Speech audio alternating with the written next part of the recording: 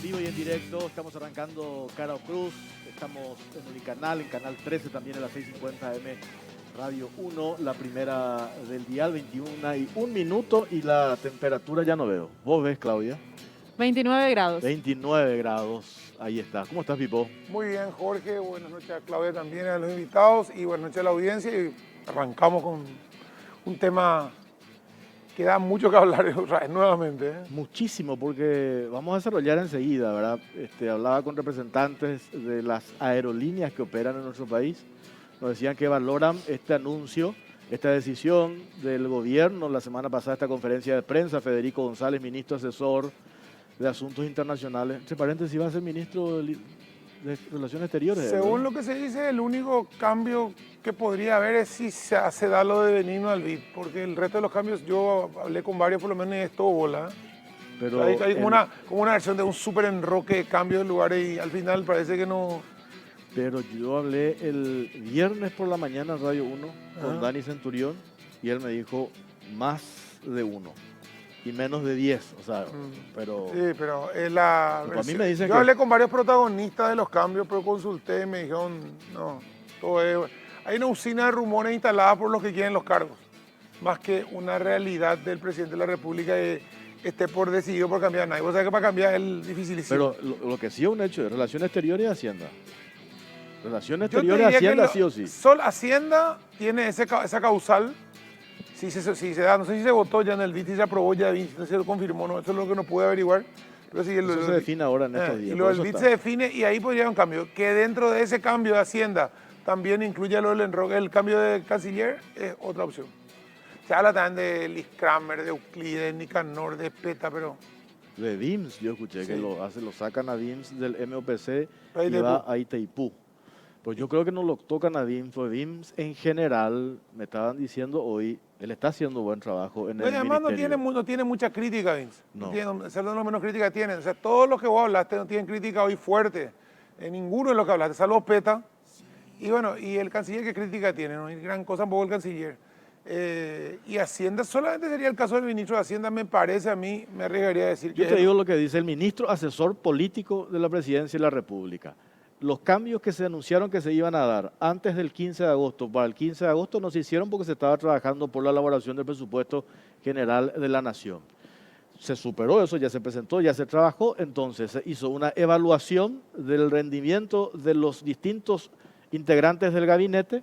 La conclusión es que se van a dar cambios, y más de uno. Yo le pregunté, de los que se está hablando, aparte de lo que se está hablando, que son 2 ministerios, van a haber otros cambios. Digo exactamente lo que el viernes por la mañana nos dijo el ministro asesor de la Presidencia de la República, y esta semana Mario Abdo Benítez va a hacer una especie de conferencia de prensa, y en esa conferencia de prensa va a anunciar todos los cambios de una, como una evaluación general de la labor desempeñada por los ministros. Bueno, eso entre paréntesis. Veremos. Bueno, decía este anuncio que hizo Federico González, la apertura del aeropuerto. ¿Qué es lo que se cuestiona? El protocolo. El protocolo establecido es lo que cuestiona, porque dice que cuál va a ser la motivación de hacer un viaje si tenés que entrar en una cuarentena 14 días, incluso teniendo tu test negativo COVID. O 7 en el peor de los casos. Claro, y igual, la vuelta también. Al que viaja la vuelta. Una locura. No hay mucha lógica. Entonces, ¿se puede dar la reactivación económica con eso? Desde las agencias de viaje pueden ya hacer un plan a partir de esa información que tienen. Me parece que no, se complica, ¿verdad? Y desde las agencias, las aerolíneas también, hace 7 meses están prácticamente ya cero movimiento y están desesperados. ¿Y qué es lo que se pide? Se aclara, se valora la decisión, porque nuestro país, creo que no sé cuál otro, Argentina, no tenían fecha de apertura del aeropuerto, el resto sí, y eso es lo que se reclamaba. Se hizo ese anuncio, pero nos quedamos otra vez en una cuestión que tiene que ver con el protocolo, y nosotros quisimos hablar acá en la mesa a un representante del gobierno, principalmente el Ministerio de Salud, porque nosotros hablamos el otro día con Canazagua y nos dicen, no, nosotros no tenemos nada que ver en la elaboración del protocolo, eso pasa por el Ministerio de Salud. Pues no quisieron hablar del tema, por lo visto yo no sé si no tienen la lectura clara en relación a este tema, pero ninguno, les llamamos a casi todos, menos a Mazzoleni, ¿verdad? Mazzoleni para abajo y quisimos hablar y no... Hay una cuestión muy recurrente, Jorge, que es la falta de respuesta a determinadas cuestiones. O sea, cuando vos le objetás directamente le decís, pero ¿cómo tal tema Por ejemplo, como si hay circulación viral ya en todos lados, te va a preocupar que venga un virus de afuera si el virus ya está acá, o sea, y el único que nos respondió fue alguien del sector privado, que es Mateo Valmelli, ¿verdad? Tomás Mateo, y nos dijo, totalmente de acuerdo, o sea, no tiene sentido hablar de proteger de protegernos del que llega cuando la circulación está acá en la vereda, Sí. está en la calle, está en esta mesa, o sea, el virus está acá, ¿verdad? Claudia, nos metemos en el tema. Para eso ya tenemos un material preparado. El 21 de octubre ya empezarían a estar activos los vuelos de Paraguay, pero desde las aerolíneas y también agencias de viajes dicen que el protocolo no va a permitir la rentabilidad de estos vuelos. A continuación, el material. El 21 de octubre es la fecha de reapertura del Aeropuerto Internacional Silvio Pettirossi y del Aeropuerto Guaraní, ubicado en Alto Paraná. De esta manera, luego de 7 meses, se vuelven a reactivar los vuelos internacionales en Paraguay, según informaron las autoridades, y todos los vuelos humanitarios y del sistema burbuja quedarán sin efecto. Las operaciones serán posibles bajo estricto cumplimiento de un protocolo sanitario que contempla desinfección de aeronaves, control de temperatura por medio de cámaras térmicas, obligación de uso de tapabocas, distanciamiento físico al momento de embarque y desembarque, lavado de manos, y las personas que ingresen al país deberán guardar entre 7 y 14 días de cuarentena, como también deberán realizarse el hisopado. Sin embargo, representantes de las líneas aéreas que operan en el país y de las agencias de viajes manifestaron su rechazo a las exigencias contempladas en el protocolo sanitario y reclamaron que no fueron incluidos en la elaboración del mismo, cuando ellos deben analizar si el protocolo permite la operación rentable para los gremios. Señalan que con las medidas para la reactivación de los vuelos, los viajeros evitarán como destino al Paraguay, pues es de difícil cumplimiento la cuarentena sanitaria, lo que no beneficiará a la reactivación de los vuelos y al sector turístico.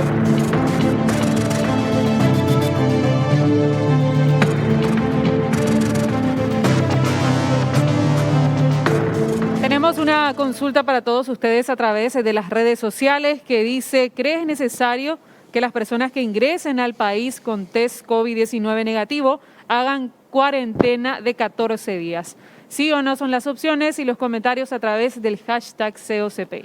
Bueno, muchas gracias, Claudia. Alejandra Burró, empresaria del rubro turístico. Sí, ¿cómo estás, Alejandra? ¿Cómo estás, Jorge? Buenas noches. ¿Qué tal, Pipo? Muy bien. ¿Y cómo están ustedes en el sentido? Leí el otro día declaraciones tuyas. Dije, vamos a invitar a Alejandra porque a juzgar por el tenor de tus declaraciones ya es como para salir y golpear todas las puertas, zapatear. He hablado también con otro colega tuyo y me dice, nosotros ya no podemos esperar más. 7 meses ni siquiera podemos planificar, ¿verdad? Porque hay una incertidumbre, con la incertidumbre no se puede planificar. Entonces imagínate cómo estamos, ¿verdad? Y es así, Jorge. Realmente toda empresa debe hacer una planificación siempre, al menos como se dice en esta época del año, para saber lo que va a pasar el siguiente. Nuestro rubro, con mayor razón, es un rubro que se vende de manera anticipada, no teniendo en su momento ni siquiera una fecha probable, ¿verdad?, de inicio de actividades. Para nosotros era prácticamente, como se dice, borrar de la mente de las personas la posibilidad de un viaje. Como mencionaban al inicio, el tema de realmente el ingreso o la salida, o sea, esto para mí realmente con las disposiciones de lo que acompañó esa apertura, que fue de gran algarabía, pues lógicamente, ¿cómo no vamos a celebrar una cosa tan importante para el sector después de 7 meses de estar realmente en situación realmente de facturación cero? Entonces, lógicamente eso fue una algarabía, pero acompañado, o sea, inmediatamente analizando lo que se viene, te das cuenta de que así como las aerolíneas consideran que no va a ser rentable, yo no creo que nadie quiera salir ni entrar al país. Eso es más que claro. El que va a viajar no va a salir para venir a estar 14 días ni 7 días, y el que va a venir porque venga por motivo de trabajo, vacacional o lo que sea, tampoco va a venir a estarse de 14 o 7 días. Entonces, lo que yo digo, sin jactarme de tener ningún conocimiento pandémico, ni de qué se tiene que hacer ni no, ¿verdad? Porque no soy especialista ni mucho menos. Pero sí nosotros tenemos los ejemplos que vemos claramente en el mundo, ¿verdad? Donde hemos visto que fue ocurriendo. Y bueno, el test de COVID, o sea, al venir con un test negativo debería de ser suficiente para poder estar apto, subir al vuelo, llegar al país y ir a tu casa. Que creo que va a ser un poco lo que nos va a tocar vivir a partir de ahora y va a ser un estilo de vida. Está también con nosotros Olavi Linkola, el representante de Air Europa. ¿Cómo está, Olavi? Muy bien, buenas noches. Aquí hay el otro día un comunicado, leíamos de ¿cómo es que le llaman? La Junta de Aerolíneas Internacionales Sí, que operan en Furcai. nuestro país. Que son 10, creo, ¿verdad? Sí. Son 10. Y sentaron una posición que yo decía, pues esto es preocupante, ¿verdad? Preocupante en el sentido de que Paraguay podría incluso llegar a perder las rutas internacionales si no hay una reactivación. Y le decía el otro día al presidente de la DINAC, todo lo que nos costó o lo que le costó al Paraguay recuperar o hacer posible que 10 aerolíneas estén operando en Paraguay, costó muchísimo, ¿verdad? Por nuestra posición geográfica. Y hoy eso está en riesgo, ¿es así, Olavi?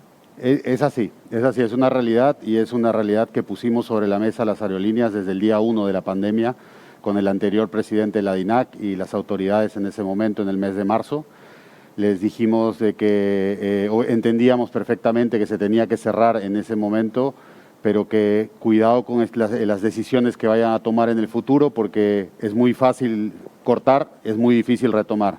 Y es exactamente lo que ha pasado. Durante todos estos meses, las aerolíneas hemos estado teniendo reuniones con DINAC, pero siempre fueron reuniones informativas, reuniones donde nos decían lo que pretendían o lo que querían hacer, pero no hubo un diálogo, no hubo una intención de pedir nuestra opinión para poder armar juntos el protocolo que nos pueda permitir, llegado este momento, poder realmente operar el aeropuerto con cierta normalidad, ¿no? Lo que sería la nueva normalidad, sabiendo cosas que ya sabíamos también desde el comienzo de la pandemia. Se habla de una recuperación del tráfico aéreo mundial en no menos de 3 años y que al momento de la apertura de los vuelos íbamos a tener una ocupación rondando entre el 20 y el 30% y la oferta que íbamos a tener. Todo eso se está cumpliendo. Pedimos a las autoridades en su momento que necesitábamos tener una fecha de reinicio, porque tal y como comentaba Alejandra, no es tan fácil y lo vamos a ver, lo vamos a vivir. El día 21 no van a haber vuelos de todas las compañías, ni nos vamos a reactivar, ni mucho menos ese día, porque necesitamos mucho más tiempo para poder crear demanda. Exigíamos que este anuncio se haga con bastante más antelación para poder tener una ventana de venta, una ventana donde en este momento se hace más difícil convencer a alguien que pueda salir, que pueda comprar hacia el futuro, etc. Y ¿qué pasa? Y es lo que les decíamos también.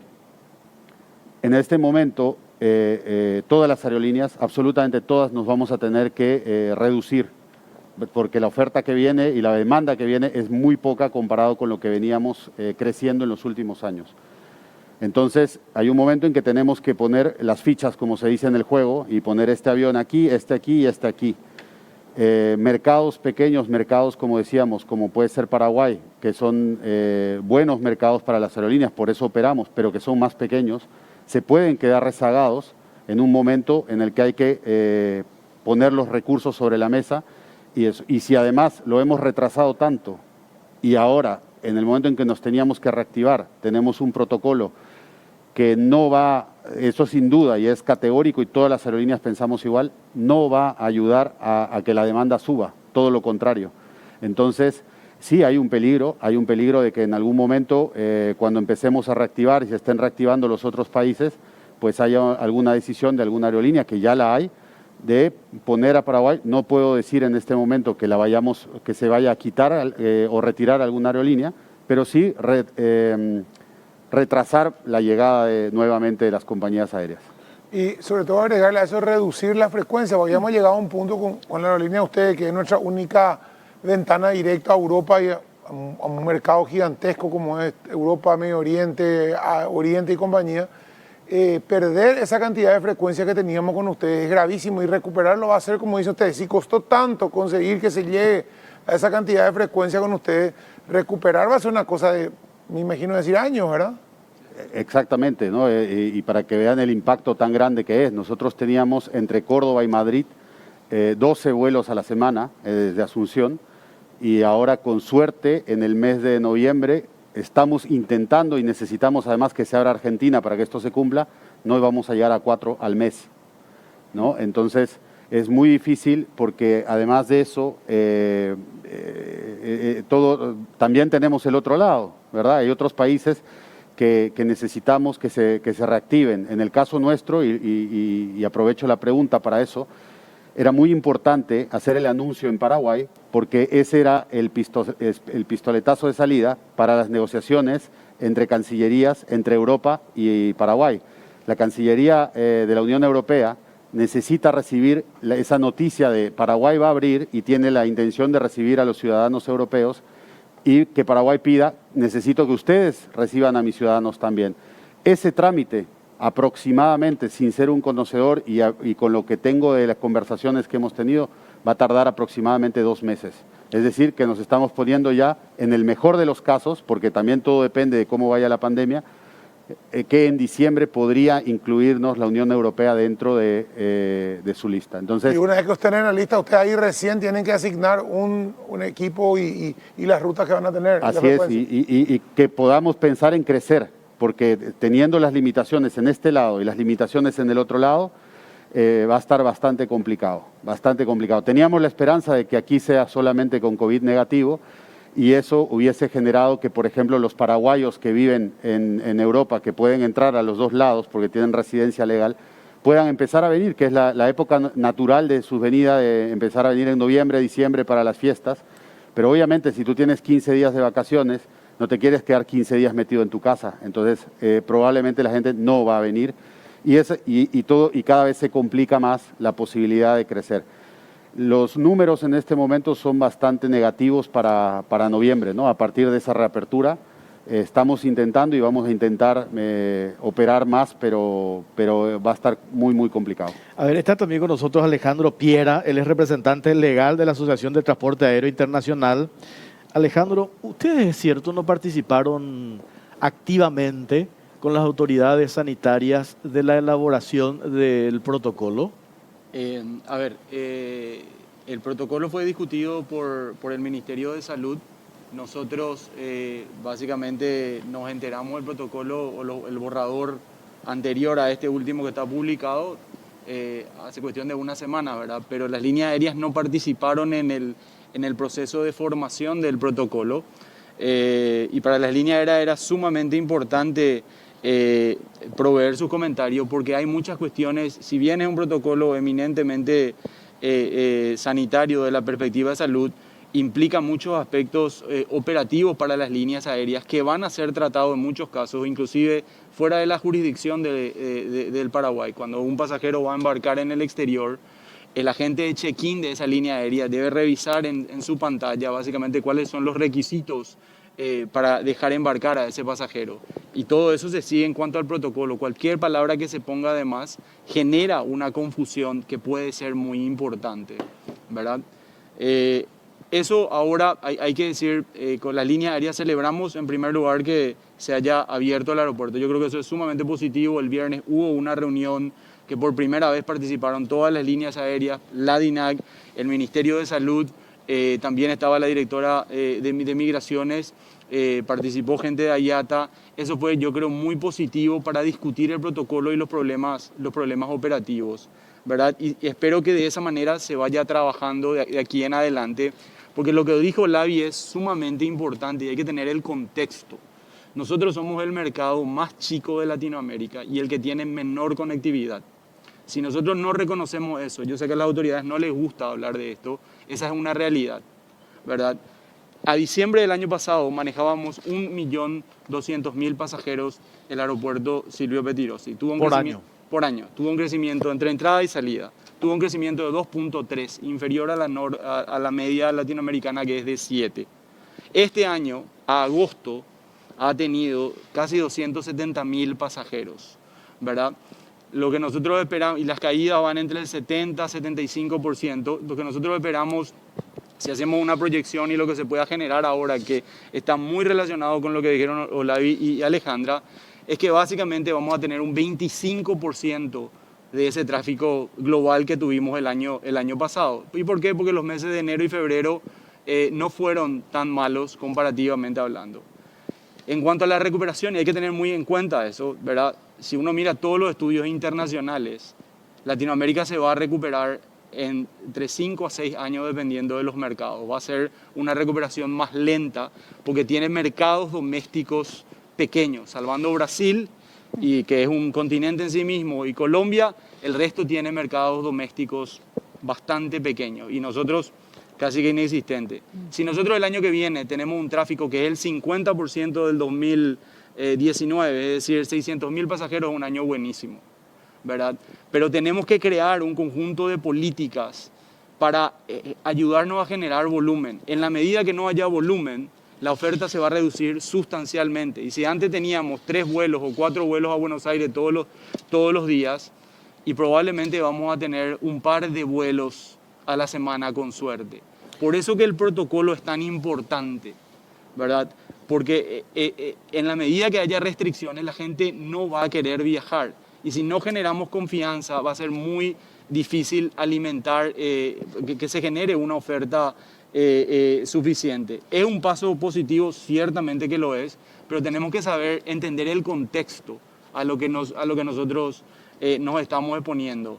Y es sumamente difícil. Somos un mercado pequeño que generalmente en algunos casos no era el más atractivo de la región, y ahora tenemos que hacer un esfuerzo superlativo para ganar pasajeros, no solamente del sector aeronáutico, sino de un conjunto de actores que son transversales, desde la política de otorgamiento de visas, la tasa de embarque, los costos operativos, el tratamiento tributario que se le da a las líneas aéreas, que dicho sea de paso, la reforma tributaria incrementó sustancialmente, ¿verdad? Algo que no se discutió. O sea, el país va a tener que mirar seriamente esto, porque lo que se viene es durísimo. Cuando decís ganar pasajeros, ¿estamos hablando a nivel local o de afuera? De los dos lados. De los dos lados. Y a nivel local, Alejandra, ahora estamos cuando 11 de octubre. En esta época generalmente ya hay una planificación para diciembre, enero, febrero, una cuestión natural que también tiene que ver con la salud mental, las vacaciones, ¿verdad? Porque vacaciones no es solamente una cuestión de capricho, es una cuestión de salud mental. Está todo el tiempo laburando, necesita por lo menos 15 días de escape, ¿verdad? Por una cuestión, hasta los médicos recomiendan, ¿verdad? Y hoy es nulo el movimiento, Alejandra. ¿Cómo la gente planifica igual vacaciones con este dato que se puede abrir ahora o que se va a abrir el 21? ¿Cómo es? Mira, nosotros como empresa, y hablo a título personal, ¿verdad? De Boarding Pass, tomamos una estrategia de ir en una actitud positiva, de transmitir realmente de que las cosas iban a comenzar, y estábamos confiados de que el tema del cierre del aeropuerto era algo absolutamente absurdo que continúe. Entonces nosotros arrancamos realmente como para ir testando también un poco el mercado, preparamos una gran cantidad de opciones y sinceramente, así como vos decís, yo creo que a esta altura del partido el daño verdaderamente del encierro y el no tener y el de sentirse, como se dice, coartado de la libertad, creo que es algo muy serio, porque la expectativa de la gente y la actitud positiva ante el viaje, lógicamente hablando de lugares donde nosotros podemos visitar, era la opción de Punta del Este, Estados Unidos, varios lugares del Caribe que ya están abiertos, proponiendo lógicamente, contando, ¿verdad?, cómo se le recibe al pasajero post-COVID, por así decirlo, ¿verdad?, cuáles son las medidas que se están tomando, comunicando para que la gente sienta de a poco, como se dice, esa seguridad de que, bueno, estos lugares realmente tomaron los recaudos, las medidas como para que resolvamos ir, ¿verdad?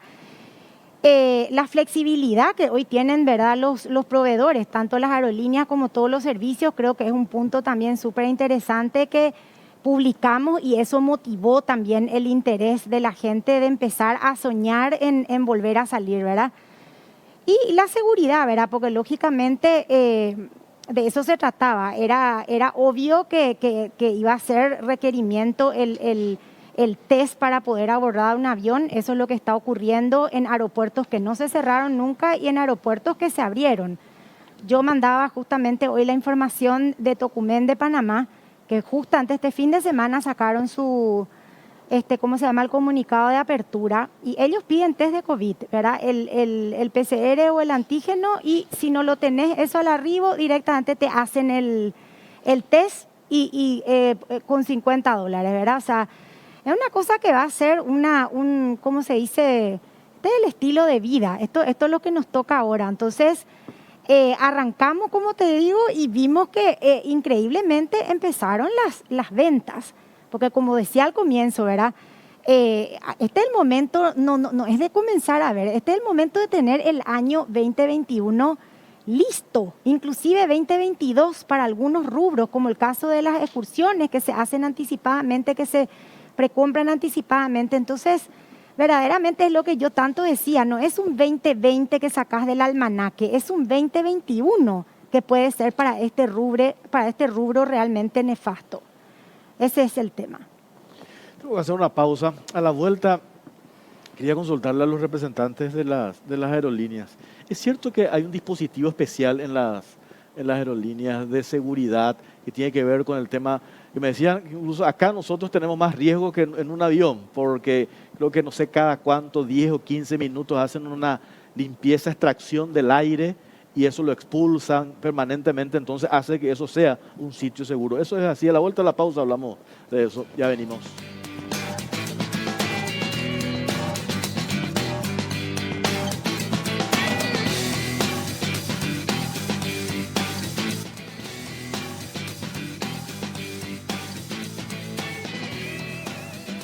Continuamos en Caro Cruz y vamos a ver los números de la encuesta que habilitamos en Twitter, que dice la gente: ¿crees necesario que las personas que ingresen al país con test COVID-19 negativo hagan cuarentena de 14 días? 55% no y 45% sí. Esto en Twitter. Es lo que respondió la gente a la consulta que habilitamos. Yo quería entrar un poco, me preocupa mucho el tema de las aerolíneas que van las que hacen, digamos, o sea, hay 3 aerolíneas que nos abren, digamos, 4 que nos abren todo el resto del mundo, ¿verdad? Y son las que nos tienen que volver a asignar frecuencias. Y hablaba Olavi de menos de 4 frecuencias al mes. Hablaba también acá Alejandro de, por ejemplo, frecuencias de Buenos Aires que eran, no sé, 3 por día, bajar a 1 por semana, o 2 por semana, dijiste algo así. Hay mucha gente que está esperando, acá me escribe gente que tiene que viajar a Europa por temas médicos, hay gente que tiene que viajar a San Pablo por temas médicos. A partir de que se abra el 25 de octubre, ¿cuánto van a tardar en venir las grandes aerolíneas como Air Europa, TAM, LATAM, Copa y compañía de vuelta a decir, bueno, tengo que ser 3 vuelos por semana, 1 vuelo por semana, 2 vuelos al menos, o sea, algo? ¿Cuándo van a definir eso? Recién cuando se termine todo. Bueno, puedo contestar por Air Europa. Nosotros nuestro primer vuelo está puesto para el día 30 de octubre. Y de ahí, pensado en una planificación, pero soy sincero, esa planificación estaba pensada ya con el protocolo de vuelo humanitario. Es una planificación de lo que hemos llamado nosotros el poder integrar en el network, para que no se nos caigan ciertas rutas, poder integrar todos los países de acuerdo a los protocolos que teníamos. Entonces, en nuestro caso va a cambiar solamente el nombre, ¿no? Va a pasar a ser regular, aplicaremos el protocolo que tengamos en este momento y será el 30. El tema es que hay que revisar las restricciones, ¿verdad?, de los dos lados, en el caso puntual de esa persona que quiera viajar. Y eso es justamente de lo que hablábamos, ¿verdad? Que es ganas de viajar, yo creo que hay, todo el mundo lo tiene. Yo he oído expresiones de me voy a ir en el primer lugar donde me abran, más o menos, ¿no? Entonces, pero todavía falta ajustar eso. ¿Cuál es la planificación de Air Europa? Es lo que decía, un vuelo por semana en noviembre, si todo va bien y si además abre Argentina. Si no, probablemente sea uno cada 15 días. Y a partir de ahí, digamos, uno entra hoy a comprar un pasaje para mayo del año que viene. Entra a Europa porque vi que tienen promociones y compañía. Y está todavía está digamos, por lo que vi, las frecuencias de antes. O sea, uno puede comprar para tal día y hay vuelos supuestamente. ¿Qué va a pasar con eso? Yo entro a comprar hoy en promoción un vuelo para mayo. ¿Se calcula que para mayo voy a tener ese vuelo realmente o no? Sí, nosotros creemos que sí, ¿no? Estamos como casi todos esperando el tema de la vacuna, esperando también de que se abran los dos lados del tema de ingreso y creemos que eso se va a poder hacer. Apuntamos a poder llegar a 2 o 3 semanales dependiendo de cómo reaccione la demanda en los próximos meses. Esperamos que así sea. Sobre qué está cargado, es verdad, todavía faltan hacer los ajustes porque dependemos de muchas cosas y tampoco podemos irnos a la parte totalmente negativa y decir voy a cargar uno durante todo el año que viene hasta que no, se hace al revés. Entonces, y la gente lo va entendiendo. ¿Va a depender ¿verdad? de la demanda también? Va a depender de la demanda, pero más allá de eso, va a depender de que las restricciones desaparezcan o disminuyan. Entonces la demanda va a empezar a generarse y ahí podremos ver. No es una política de Europa cancelar un vuelo ya programado porque lo tengamos con menos de la mitad de pasajeros. Si lo pusimos y creímos que lo vamos a luchar con la ayuda de las agencias de viajes y nuestros propios canales de venta para poder operarlo. Alejandro, sí. No, Alejandro, Piera quería consultar. El sector en sí, ¿qué hizo en estos 7 meses en cuanto a cantidad de empleados para mantener? ¿Tuvieron que despedir? ¿Tuvieron alguna asistencia, no sé, cuando se hablaba de reactivación económica, asistencia al gobierno? ¿Cómo hicieron para subsistir todo este tiempo? Muy buena tu pregunta, Jorge. La verdad que las líneas aéreas hicieron un esfuerzo muy importante para básicamente bajar sus costos. Como sabes, el sector aeronáutico se caracteriza por tener márgenes de rentabilidad mínimos, pero costos operativos muy, muy altos.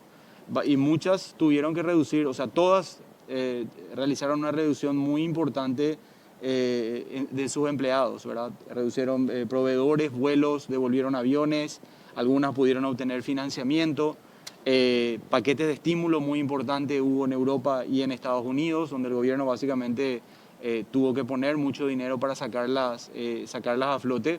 Aquí en el Paraguay, si bien no hubo paquetes de subsidio directamente, hay que reconocer que una de las cosas buenas que hizo el gobierno es que sacó el decreto 3953 en agosto, después de una larga discusión con las líneas aéreas. En eso sí hubo discusión y hay que reconocer las cosas buenas que hace el gobierno también, que básicamente le va a exonerar a todas las líneas aéreas que operen en forma regular ahora por un periodo de 6 meses las principales tasas aeronáuticas de navegación aérea.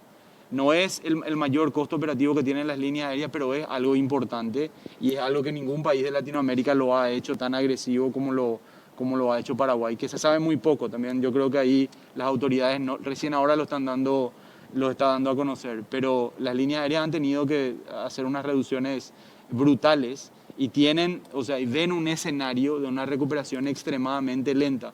Por eso lo que dijo Pipo me pareció muy interesante, ¿verdad? A ver si cuándo se van a reactivar los vuelos. Y mucho va a depender de que el público vuelva a tener confianza y que se genere esa demanda. Un paso positivo, abrir el protocolo.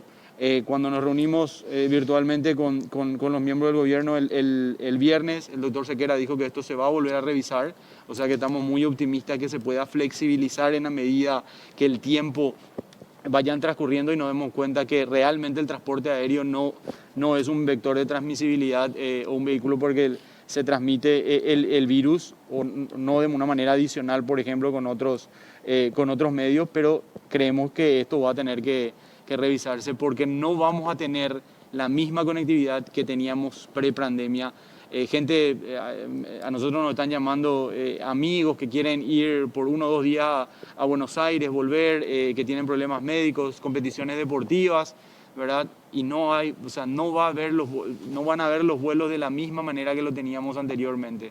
Y eso tenemos que ser todos conscientes y trabajar para que recuperemos la conectividad, el número de operaciones, las frecuencias, lo más rápido posible, o por lo menos de una manera que sea un poco más de acorde a las necesidades del país, porque de que va a haber una reducción va a ser drástica. Es increíble cómo acá me ponen pipó y también acá. Esta es una discusión que se da a nivel mundial, ¿verdad? La famosa discusión, la salud o la economía. Porque me dicen, el problema menor hoy en Paraguay es si nos vamos o no de vacaciones. Cuando hay otras cuestiones mucho más graves y mucho más urgentes, me dicen, ¿verdad? Pero yo digo, no es tan así, porque también en otros mensajes me hacen recordar esta promoción de este año de los colegios públicos y privados. A lo mejor hicieron un esfuerzo ya de ahorrar hace 4 años para el viaje de fin de año, por hablar de eso, ¿verdad? Y hoy no lo van a poder hacer. ¿Y qué hacen con...? O sea, todo tiene que ver. Yo digo nomás que hay que buscar el equilibrio, ¿verdad? Me decía Alejandra, Cancún está abierto, ¿verdad? O sea, ¿por qué tenemos que cerrarnos a la posibilidad a que estos chicos, no sé cuántos este año, deben egresar, de terminar el colegio? Y es ansiosos estaban esperando ellos lo que iba a ser el viaje de egresado. Y hoy no lo van a poder hacer. Supongo yo que en tu agencia no cerraste con ninguno solo o postergaste para más adelante. Este viaje en particular tuvo que ser cancelado. ¿Todos? Completamente. Sí. Lógicamente uno ya tiene al año siguiente otras responsabilidades, universidad, gente que sale afuera a lo mejor a hacer sus estudios universitarios, etcétera, etcétera, ¿verdad? Ya es un tipo de viaje que nosotros realmente ya no lo pudimos reacomodar. Con la mayoría de los otros grupos sí, pasamos directamente al año siguiente y evaluando lógicamente de conformidad a cómo vayan yendo las cosas.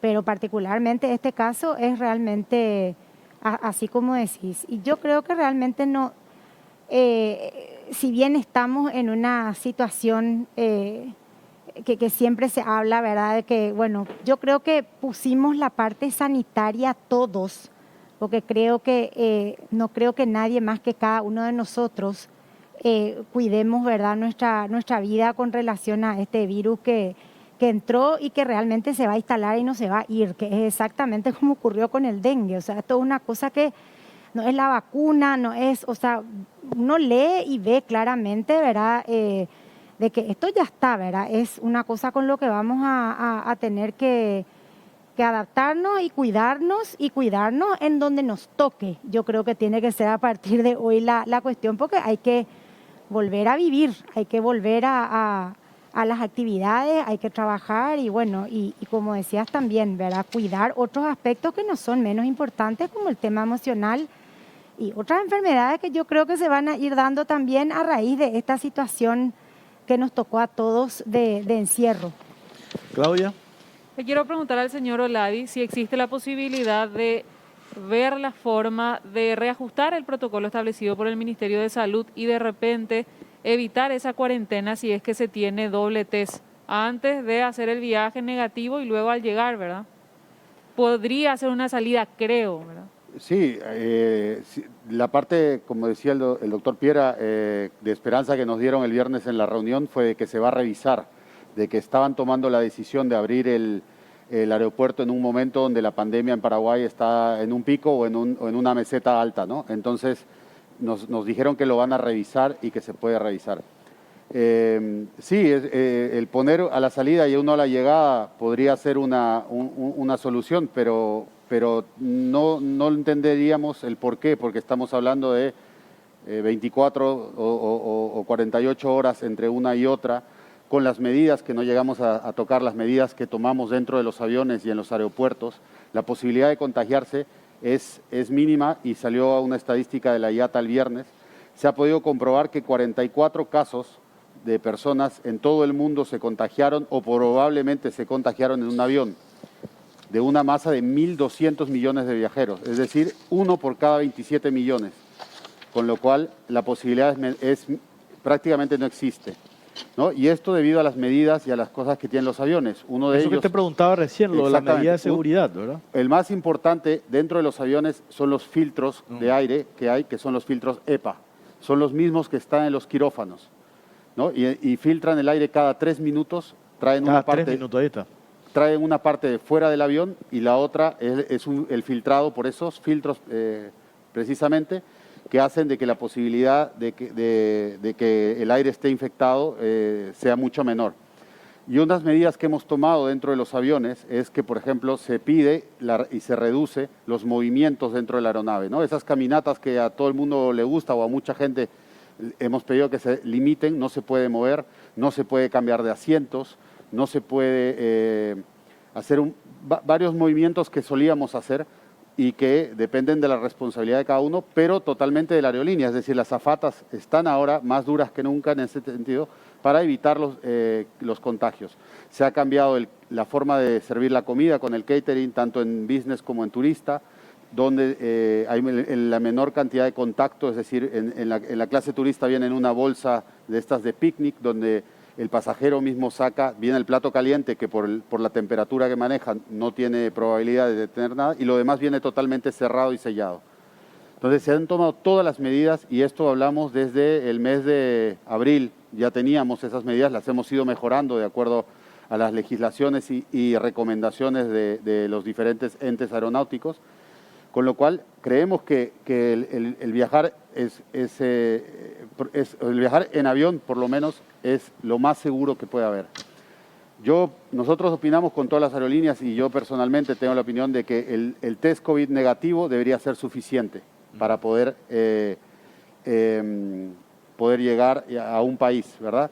Y algo que sí nos pidieron desde Salud era de que tenga un seguro de salud, en especial los extranjeros que no eran residentes en el país, por un tema de costos, para que el gobierno no tenga que asumir costos por terceras personas. Eso también probablemente podemos aceptarlo como bueno y pensar de que está bien. Insisto, la parte positiva es de que nos han dicho que se va a revisar, que van a esperar esos 15 días entre el 21 de octubre, 15 días, nos volveremos a reunir para ver cuál es el impacto de la medida y si se puede flexibilizar más este protocolo. Alejandra, vos tenés una agencia, estás hace muchísimo en esto, tenés mucha experiencia. Tus clientes, tu cartera de clientes con la que ustedes solamente siguen en contacto a través de redes, a través de mensajes, ¿hay una expectativa, una demanda que ustedes creen que van a tener entre diciembre y 9 de febrero? Que si, como decía Olavi, ¿verdad? Si se genera una demanda, es probable que las aerolíneas digan, che, tengo tantos pedidos de Paraguay que yo voy a poner más de un avión a Buenos Aires, o más de un avión a Punta del Este, o más de un avión a Río, o más de un avión a Europa, lo que sea, ¿verdad? ¿Cómo sienten ustedes desde la agencia la expectativa de la gente ante esto? Esta fue una de las razones por las que con el equipo en Boarding Pass decidimos arrancar haciendo las propuestas, justamente para medir un poco, como se dice, la temperatura de cómo era la receptividad, porque entendemos claramente que todo el mundo esté un poco aterrorizado a la hora de pensar de que va a tener que entrar a un aeropuerto y subir a un avión, que hoy por hoy están también las informaciones más que claras que no son precisamente los lugares más peligrosos, ¿verdad?, para el contagio. Pero increíblemente, como te puedo decir de que realmente yo no pensaba que íbamos a tener ningún tipo de solicitudes, te digo sinceramente, como para ir a pasar el fin de año a algún lado, o de repente enero, febrero y marzo. O sea, era una cosa de decir, bueno, a ver qué pasa. Mi idea, te digo sinceramente, lo que tuve por lo menos la coartada era de que eventualmente iba a ser el movimiento a partir de lo que es, digamos, terminando el primer semestre del año o comenzando el segundo, ¿verdad? Y sin embargo, puedo decir hoy, porque llevamos realmente casi 2 semanas dando vuelta con las cosas, donde hay verdaderamente solicitudes concretas de viajes. O sea, para nosotros sería terrible este tema realmente del protocolo, porque lógicamente todo el mundo pregunta, ¿cómo va a ser? Entonces, la lógica, decimos nosotros, que es lo que ocurre en los demás países que se habilitaron siempre o que se han ido habilitando, ¿verdad? Es de que realmente se manejan con el test del COVID. O sea, para nosotros era más que obvio que eso iba a pasar también en Eso te iba a Paraguay. preguntar, en otros países como test COVID, ya está, ¿verdad? No la cuarentena. Por eso yo decía, me da la sensación de que esto también tiene que ver con una cuestión política. Tanto se le pegó al gobierno ¿por qué no se cerró a tiempo el aeropuerto? Porque este virus no entró vino de afuera. Entonces, tanto le pegamos al gobierno, ¿por qué a tiempo no se cerró el aeropuerto? Porque nos metieron a cuarentena, pero no se cerró a tiempo el aeropuerto. Entonces, yo creo que poco viene también por eso, ¿verdad? Evitar de vuelta. O si no, no hay otra explicación, ¿verdad? Si no, yo no veo otra explicación. Por eso van a hacer a lo mejor un tiempo, el 21 se habilita y van a esperar un tiempo a ver qué es lo que sucede y a lo mejor se modifica, porque hay que mirar nomás las experiencias de los otros países, porque nosotros vamos a estar descubriendo la pólvora acá del test. Sobre todo, Jorge, lo que hablábamos al comenzar, ¿verdad? No tiene sentido. Se cerró la frontera para que no entre el virus, se cerró el aeropuerto para que no entre el virus. El virus ya llegó, entró, se sentó, vive acá entre nosotros, está sobre esta mesa y nosotros estamos preocupados porque fulano si viajó va a venir. ¿Con qué va a venir? Si acá llega el virus, ¿qué va a traer? Así mismo. O sea, ¿qué va a sumar? Nada. Entonces, si yo me hago un test de COVID antes de viajar y al volver, yo me voy 4 días o 5 días por trabajo a Buenos Aires, vengo a los 5 días o me voy una semana a Madrid y vengo a los 8 días, para que me digan en todo caso como al comienzo de la pandemia, cuando no había hacer cierre, señor, le tomamos la temperatura, le registramos y si tiene síntomas llámenos para tener un registro, pero no sirve para nada. O sea, tener cerrado algo hoy ya no tiene sentido. Con los protocolos. Aparte de eso, el que se va, el que sale, va a venir más fortalecido. Inclusive emocionalmente lo que hablábamos. Tu salud va a estar más fortalecido, porque va a salir, va a venir más. O sea, tiene lógica lo que decimos, ¿verdad? No es una cuestión de capricho nomás o porque la gente quiere ir de vacaciones, que no se reduce solamente a vacaciones. Hay gente que tiene que hacer negocio, que tiene que ir por estudio, una serie de médicos también. Y lo otro, el factor social detrás. De la empresa de Alejandra, ¿cuántas agencias? Las aerolíneas mismas. Las aerolíneas en total estamos hablando 12.000, me decían el otro día, con las agencias, con las aerolíneas estamos hablando de casi 12.000 personas que están expectantes, esperando para reactivar la economía. Esas personas tienen que sobrevivir, ¿verdad? Lo mejor sobreviven al COVID, pues se van a quedar sin laburo, ¿verdad? Así es. Entonces, eso también hay que tener en cuenta, porque si en 7 meses, yo vengo repitiendo hasta el hartazgo de esto, si en 7 meses nosotros no hemos aprendido a convivir, a cuidarnos con todos los detalles, con tapaboca, distanciamiento, lavado de manos, ya no vamos a aprender más, ¿verdad? Totalmente. Y es muy importante lo que comentabas hace un rato, el tema entendemos esa posición de la gente, decir que en este momento las vacaciones son lo de menos. Probablemente para muchas personas, es como todo, hay gente que está haciendo el protocolo más fuerte, otras un poco menos, y tenemos que aprender a convivir todos, de acuerdo a cómo es nuestra visión de cómo todos con responsabilidad debería ser, no lo es tal vez todos, pero tenemos que hacerlo así. Y hay un tema muy importante también, la cantidad de personas que quieren invertir en Paraguay, porque pensemos de que todos los números también dicen y los estudios que Paraguay va a ser uno de los países menos golpeados después de la parte económica. Y tengo datos fehacientes de la Cámara de Comercio Española, por ejemplo, de muchos inversores que quieren venir, pero claro, no, se pueden quedar 15 días porque Europa tiene solo un vuelo cada 15 días. Entonces, y mucho menos hacer cuarentena, ¿verdad? Es verdad que hicieron una adenda de 7 días con solo test de COVID, podían estar, etcétera. Sí, puede funcionar, pero va mucho más allá, ¿no? Y recordemos que también los aviones con los que nos movemos también llevamos carga, ¿no? Y para Paraguay es importantísimo. Europa, por ejemplo, lleva muchísima carga de carne. Entonces, no solamente hay que pensar en las vacaciones, si algo nos hemos dado cuenta en este tiempo, es el tipo de viajero que hay en Paraguay.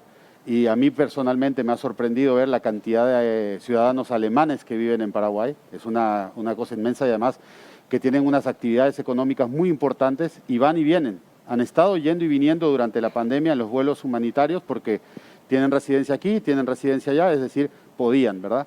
Y de eso hay varios. Entonces, no hay que cerrarnos solo en pensar de que alguien quiere irse de vacaciones. Y aunque sí fuese, ese dinero que van a dejar por la compra de sus vacaciones va a hacer que nos reactivemos. Tanto las aerolíneas como las agencias de viajes, los hoteles. No estamos pensando en solamente eso, lo directo e indirecto. Y yo hacía en las redes sociales con algunas agencias un ejercicio de ponte a pensar hasta la persona que tú le afectas, al que le compraba las empanadas en la esquina de tu oficina, ya no le estás comprando, con lo cual tiene un impacto también directamente nuestro, ¿verdad? Indirecto, ¿verdad? Entonces, es mucho más importante y grande y mucho más peligroso para Paraguay el hecho de que nos retrasemos Y habrán países que se puedan dar el lujo, por el tamaño de sus mercados, de cerrarse un poco más y aguantar un poco más, y otros que no podemos. Y Paraguay es uno de esos. Por último, Alejandro, ¿ustedes desde la asociación van a esperar simplemente o van a insistir a que se modifique esa parte del protocolo?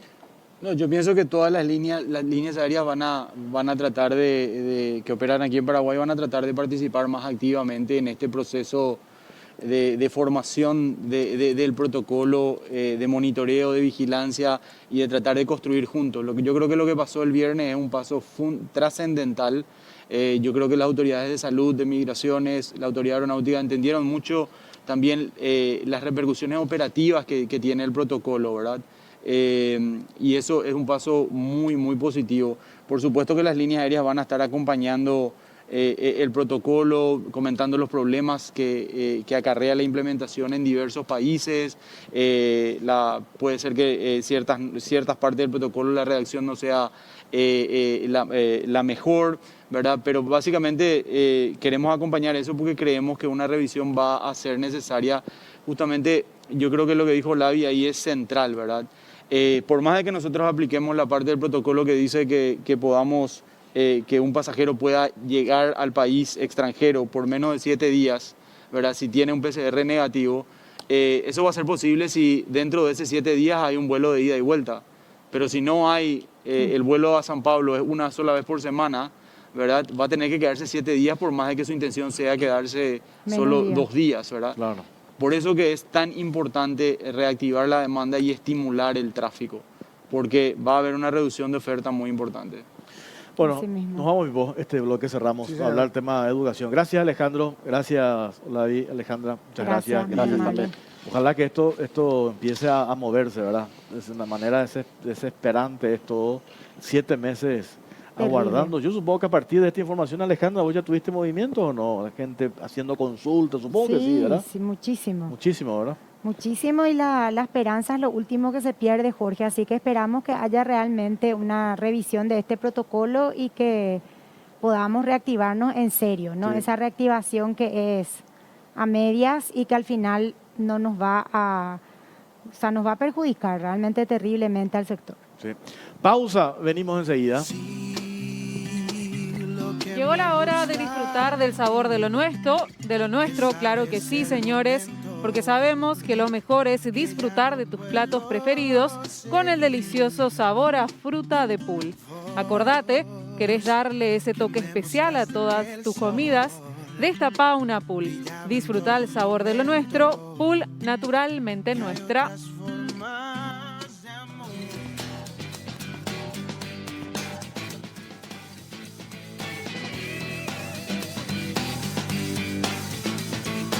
Seguimos en Caro Cruz y vamos a cerrar ya la primera consulta que hicimos a todos ustedes a través de la cuenta de Twitter, @CaroCruzPay. Vamos a ver qué opina la gente. ¿Crees necesario que las personas que ingresen al país con test COVID-19 negativo hagan cuarentena de 14 días? 58% no y 42% sí. Así que ya cerramos este tema y vamos a hablar esta noche también de educación. ¿Es o no un año escolar perdido? ¿Fueron o no eficientes o son o no eficientes las clases virtuales? Los profesores están estresados, también los alumnos. El MEC todavía no prepara un plan sobre lo que sería el año escolar 2021. Los docentes también reclaman el reajuste salarial que aparentemente no se podrá cumplir el próximo año. Sobre todo esto tenemos un material. Que en paz descanse la educación paraguaya es el mensaje de los jóvenes que forman parte del Consejo Nacional de Estudiantes, quienes dan por perdido este año escolar por el fracaso de las clases virtuales y la falta de políticas públicas en educación. En similar sentido, los integrantes de la Federación Nacional de Estudiantes Secundarios se habían expresado y denunciaron las dificultades para poder cumplir con la virtualidad y reclaman la destitución del ministro Eduardo Peta. Un panorama mucho más desalentador expresaron desde la Coordinadora de Niños y Niñas y Adolescentes Trabajadores. Algunas familias venden sus gallinas para que sus hijos puedan pagar internet y enviar sus tareas. Igualmente, la Unión Nacional de Estudiantes del Paraguay, según una encuesta que realizaron, el 85% de los jóvenes está disconforme con las clases a distancia. Por su parte, los docentes se ven colapsados y estresados, además de reclamar el cumplimiento del reajuste salarial el próximo año. Desde las instituciones educativas privadas del Paraguay, proponen al MEC trabajar en un protocolo para volver a las clases presenciales desde el 2021. Reconocen que el escenario es complejo, pues con la vuelta de los alumnos a escuelas se activan otros sectores, lo que exige ir pensando en esta realidad y trabajar en conjunto con el sector público, pues algunos colegios oficiales no cuentan con infraestructura para cumplir siquiera con el lavado de manos. Desde el MEC plantean llevar para el 2021 una educación híbrida y que el retorno a las clases presenciales sea voluntario en las escuelas donde se den las condiciones sanitarias y, muy por el contrario a todo lo expuesto, aseveran que la plataforma virtual educativa es efectiva.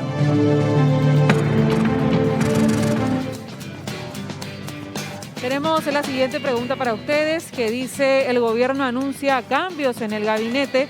¿Crees que Eduardo Peta debe dejar la cartera de educación? ¿Sí o no son las opciones? Bueno, muchas gracias, Claudia. Miguel Mareco, Sindicato Nacional de Directores. ¿Cómo te va, Miguel? Jorge, buenas noches para vos, Pipo, señora Claudia, a la amable audiencia, a las órdenes. ¿Qué con eso que dijiste el otro día en la radio? Porque te habíamos preguntado, creo que acá, en Caracruz, una de tus participaciones, que nos dio la sensación de que le tiraron ustedes desde el sindicato una especie de balón de oxígeno a Peta, cuando ya estaba él muy criticado, ¿verdad?, por prácticamente toda la comunidad educativa, y ustedes salieron y dijeron: no, vamos a darle tiempo, se merece una segunda oportunidad. 20 días creo que era. Claro, y después nos dijiste, no sé si te arrepentiste de eso, pero ahora sí, definitivamente, le sacaron absolutamente la confianza. ¿Por qué? ¿Qué cambió? O sea, entiendo, no hay resultado, ¿verdad? Pero ¿se arrepienten ustedes de ese balón de oxígeno que en su momento le tiraron al ministro de Educación? Y la verdad que es muy cierto lo que estás diciendo, Jorge. Nosotros, hasta el reo merece una segunda oportunidad, en términos jurídicos, procesales, etc. Entonces, aquella vez cuando me habías preguntado, yo te había dicho, bueno, vamos a darle un balón de oxígeno para ver si nos mejora él y su equipo. ¿Por qué? Porque posteriormente tuvimos una reunión, los directores con él, donde le bajamos una línea técnica de lo que es planificación de educación como política de Estado. Porque hay que recordar que Eduardo Peta viene de ser policía caminera y un periodo de senador. Robert Cano viene de ser 15 o 20 años funcionario de una telefonía celular. Entonces es imposible que un viceministro que no tenga ni la más mínima idoneidad, trayectoria, etcétera, pueda hacer. Pero como le dimos la tarea y no lo hizo, y hoy estamos peor que antes, entonces hoy ya creemos que ese balón de oxígeno se ha agotado. Que no hubo oportunidad, que no se le dio, no se puede decir. Porque nuestro gremio, voy a hablar del gremio de directores y supervisores, a quien represento, es un gremio eminentemente técnico. Gabriel Espínola, de la OTEP Auténtica, también está con nosotros. Gabriel, ¿cómo te va? Buenas noches, Jorge, Pipo, buenas noches y a la audiencia. ¿Por qué estamos empantanados? Entiendo lo de la pandemia, ¿verdad? Pero independientemente a eso, hoy se siente que no hemos aprovechado, no hemos buscado alternativas. Hoy estamos empantanados, no lo digo yo, ¿verdad? Especialistas, enseguida vamos a hablar con Luis Ramírez también, especialista en educación, todos tienen esta lectura. ¿Qué es lo que hicimos mal, Gabriel? Yo creo que empantanado es un avance, creo que hay retroceso. Teniendo la posibilidad de que educación técnica, pero educación virtual, educación a distancia, tenga en este tiempo, ¿no?, alguna posibilidad de éxito, se desaprovechó eso. Y se desaprovechó por falta de gestión que para nosotros es una irresponsabilidad política y social. Teniendo recursos, no haberlo utilizado para lo que fue aprobado el proyecto. Incorporación de tecnología para el aprendizaje. De 40.500 docentes a ser formados a diciembre del 2019, desde el 2013 este proyecto está aprobado, se llegó a 8.000. No se ejecutó de 123 millones de dólares, no se ejecutó más del 14 a 16%, que debió garantizar conectividad y el uso y la entrega de aparatos tecnológicos. O sea, hoy a lo mejor hubiésemos estado conversando sobre qué aspecto de la educación virtual estuvo más débil. Sin embargo, estamos conversando de del casi fracaso, diría yo, en general, no porque lo diga yo, sino porque eso es lo que se visibiliza, por la falta de esa gestión oportuna. Porque este proyecto se transfiere al 2023 para su uso adecuado, para su uso correcto.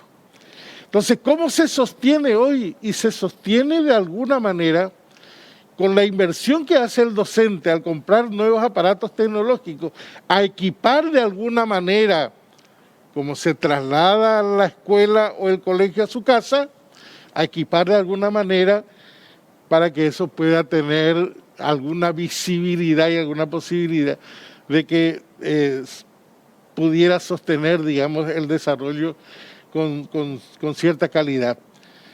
Yo creo que no se hizo la apuesta correcta porque en realidad no se tiene la visión de para qué quienes hoy día están en educación, para qué se quiere la educación pública. Entonces, al no hacer la apuesta correcta, tenemos a las personas incorrectas en las funciones. En realidad, el señor Peta no tenía que haber estado en la educación. Eso, de principio, nosotros por lo menos fuimos firmantes de una nota con otros miembros de la sociedad civil en la que de alguna manera habíamos definido un perfil del que sería o la que debería ser ministro o ministra de Educación. Creo que cargamos sobre los niños, los adolescentes, esta irresponsabilidad de los mayores que va a significar una pesada carga para el presente y el futuro. Sí, Pipo. Gabriel habla de retroceso y no estancamiento. O sea, ¿vos crees que estamos peor que al principio? Para comenzar el año que viene vamos a estar peor que el año pasado al principio de año, en el sentido de que se retrocedió en lo que se había obtenido. O sea, va a ser más... supongamos que en marzo se reabren las clases presenciales normalmente como fue el año pasado. ¿Vamos a estar peor que el año pasado? Claro, porque primero que vamos a ir con bastantes debilidades en términos de aprendizaje. Este año formalmente se va a cerrar, pero se va a tener que tender un puente al 2021 en términos de hacer un gran esfuerzo en el primer trimestre o cuatrimestre o inclusive el semestre, aún para los egresados de la media, a fin de que pueda tener alguna aspiración para educación superior. Esto no es solamente un problema nuestro, en ese sentido, pero lo nuestro es más grave porque no hemos podido incorporar activamente esto, no porque el docente no lo quisiera, que hizo un gran esfuerzo invirtiendo, inclusive de su propio pecunio, no porque el chico no quiera utilizar y ser parte de una sala virtual, no porque mamá o papá no lo quiera. Ciertamente hay segmentos que han sido más empujados a agrandar la brecha, digamos, pero sí vamos a estar peor por lo siguiente. El año que viene se tendrá que combinar lo presencial con lo de a distancia. Le llaman educación híbrida. Pero educación híbrida tiene una condicionante, el de el haber hecho esa experiencia positiva. Y nosotros no podemos hoy calificar como positiva. Hicimos la experiencia, pero no ha sido positiva. Luis Ramírez está también vía Zoom con nosotros, especialista en educación. Luis, ¿cómo te va? Buenas noches. Hola Jorge, buenas noches. Un saludo para vos, para Pipó, Claudia y todos los compañeros, Miguel y Gabriel. Camila también, un placer. Luis, es muy fatalista hablar ya de que este 2020 fue un año perdido en materia de educación, en materia escolar, Luis. Yo creo que depende en realidad de cómo examinemos y desde dónde tomemos, ¿verdad? Yo creo que si vamos a hablar en términos de aprendizajes de aula y aprendizajes de contenidos fundamentales, quizás podemos decir que este fue un año de todavía un aprendizaje más bajo de lo que normalmente estamos acostumbrados en la educación paraguaya. Pero yo lo que creo para mí más triste es en este tiempo saber que no tuvimos una política de educación, una política educativa y que este gobierno no tiene un diseño de un plan y si tiene, no supo adecuar ese diseño a la necesidad que tuvimos. Hay que reconocer que la educación en el mundo está así, está en crisis, los países todos están con dificultades porque la institución llamada escuela es la misma. Aquí en Argentina, en el Brasil, más o menos todos tuvimos y tenemos los mismos problemas. Pero ¿qué es lo que yo veo de grave para mi modo de ver en Paraguay? Es que aquí notamos nosotros la importancia de un Estado, de la presencia de un Estado que se convierte en el equilibrador de las desigualdades. Con las políticas públicas y en educación en particular, lo que hacemos es equilibrar las desigualdades.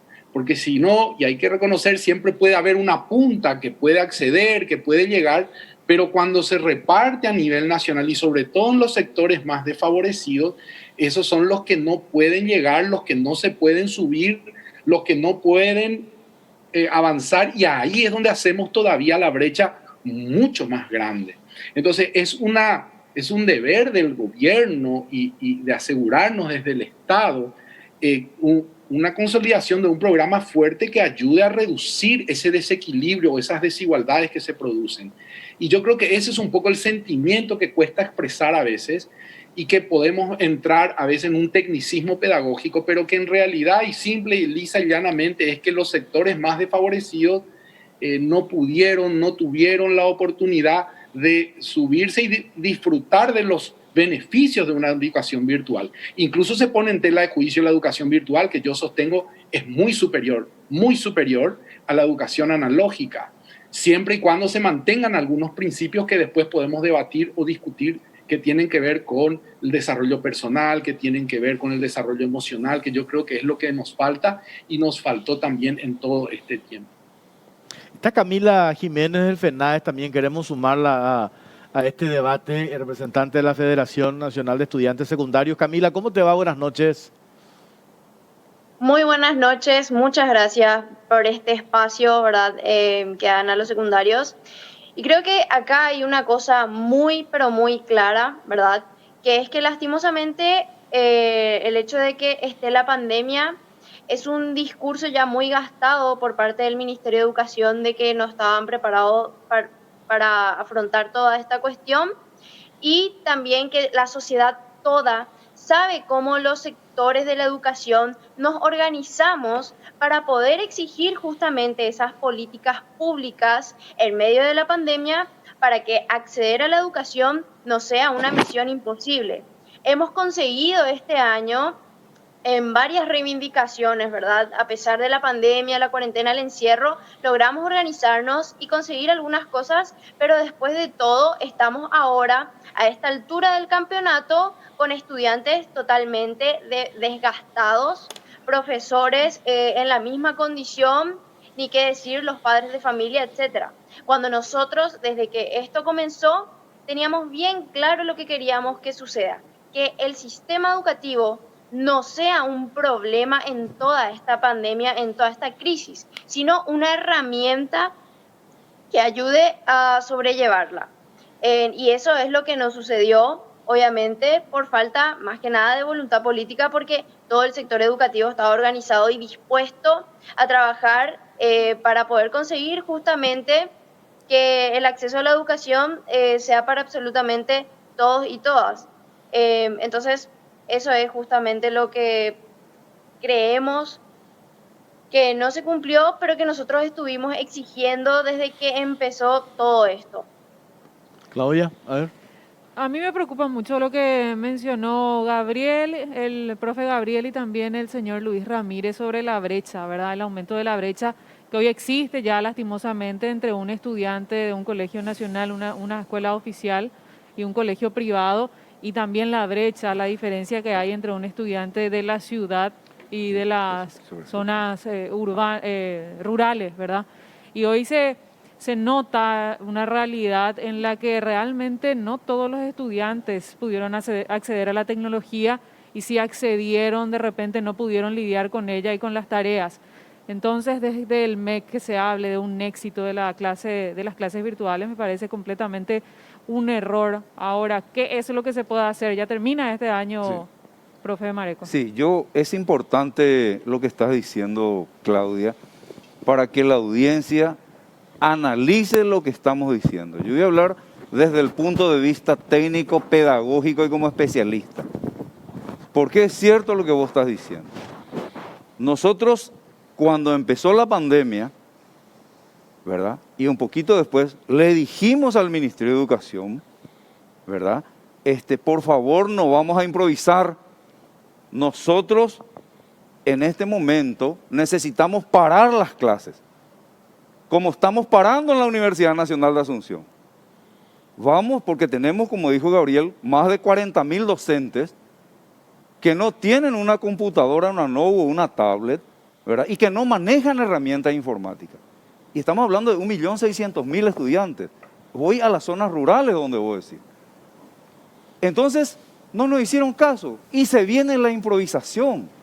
Lógicamente piden socorro cuando termina el primer semestre, y el Atiguazú, que viene como consecuencia de una interpelación y un voto de censura, ¿verdad?, hace de que nosotros los directores presentemos una evaluación cualitativa. Imagínate vos, una evaluación cualitativa por la improvisación, porque en muchísimos lugares no llegó la conectividad y vos no podés hacer una evaluación cuantitativa para poner nota, porque nadie desarrolló nada, que es lo que está diciendo.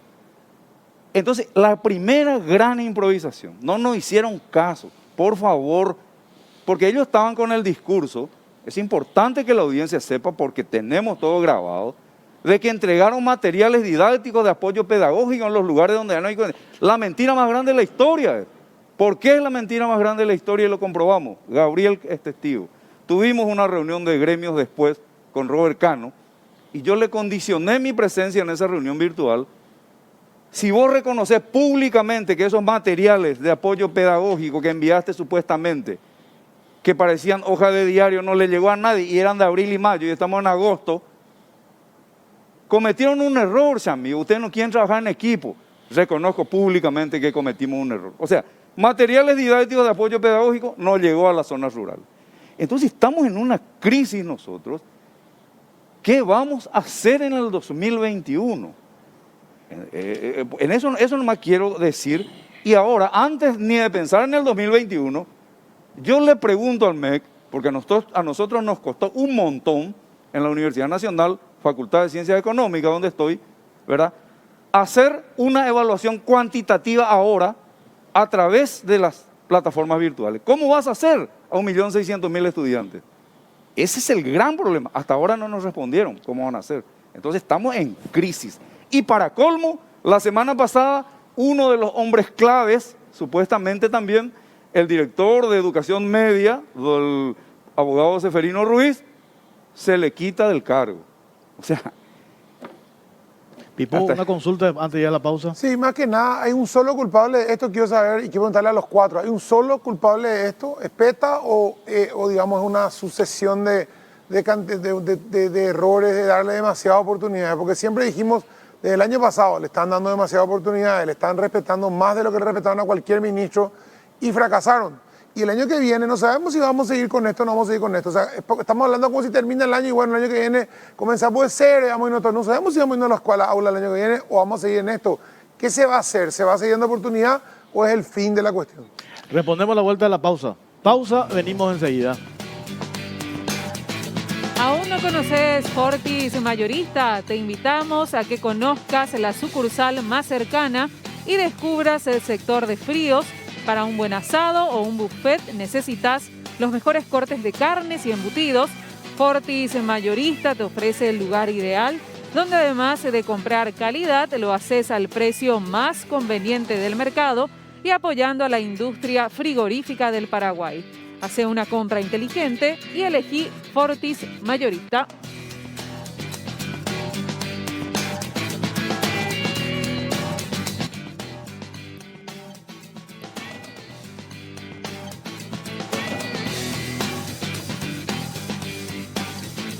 Vamos a ver qué opina la gente sobre este tema a través de las redes sociales. El gobierno anuncia cambios en el gabinete. ¿Crees que Eduardo Peta debe dejar la cartera de educación?